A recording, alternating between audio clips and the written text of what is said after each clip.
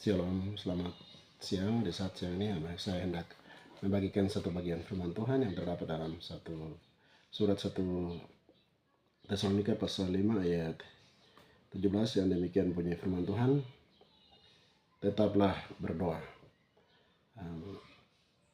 Ayat ini merupakan nasihat Rasul Paulus kepada jemaat di Tesalonika agar jemaat di Tesalonika tetap mereka berdoa.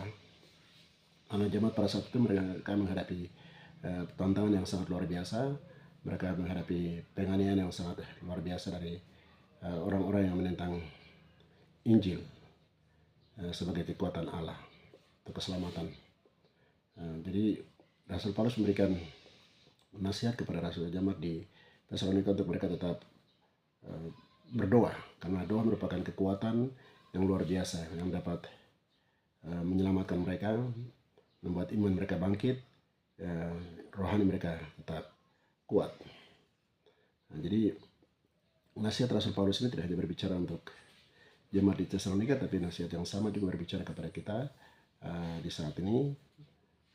Artinya bahwa dalam kehidupan kita di tengah-tengah dunia ini, sebagai orang percaya, sebagai orang beriman, tentu kita menghadapi tantangan, persoalan, suka duka, ada banyak pergumulan yang kita hadapi.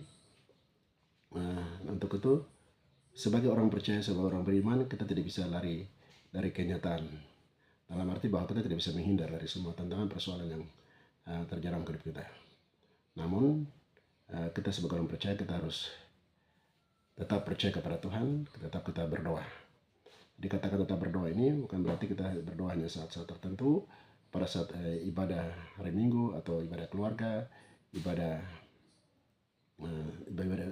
tertentu, tapi kita harus berdoa dalam setiap waktu, setiap saat, kapan dan di mana saja. Mungkin pada saat kita berada dalam perjalanan, naik kendaraan, atau juga mungkin sementara kita berada di udara dalam pesawat, atau mungkin kita ada di kantor, di ladang, dimanapun kita berada, kita terus berdoa, membangun hubungan yang intim, membangun komunikasi yang intim dengan Tuhan.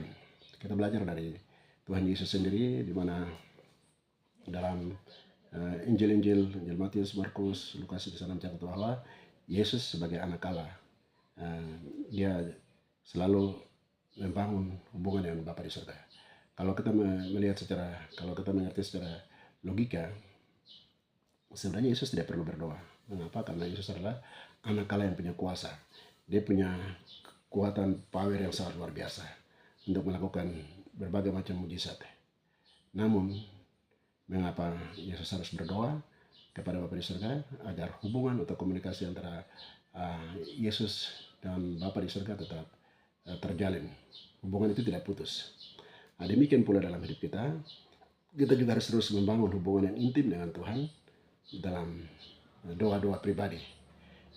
Jadi doa setiap saat, setiap waktu kita harus berdoa dimanapun kita berada, karena doa itu merupakan kekuatan, atau orang sering menyebut doa itu sebagai napas hidup, ya. Dan juga dalam surat Yakobus dikatakan doa orang benar besar kuasa. Artinya bahwa ketika kita berdoa dengan sungguh-sungguh, dengan iman, maka pasti mujizat akan terjadi. Persoalan yang kita hadapi, masalah tantangan yang kita alami, sakit penyakit atau suka duka yang kita hadapi, itu akan dengan sendirinya kita akan terlepas, kita akan keluar sebagai pemenang ketika kita selalu datang kepada Tuhan dalam doa. Ketika kita membangun mesbah doa, di sana pasti kita akan melihat mujizat dan tanda heran yang satu kepada tanda heran yang lain. Ini bagian firman Tuhan yang hendak saya bagikan bagi kita di saat ini. Shalom, Tuhan berkati. Shalom.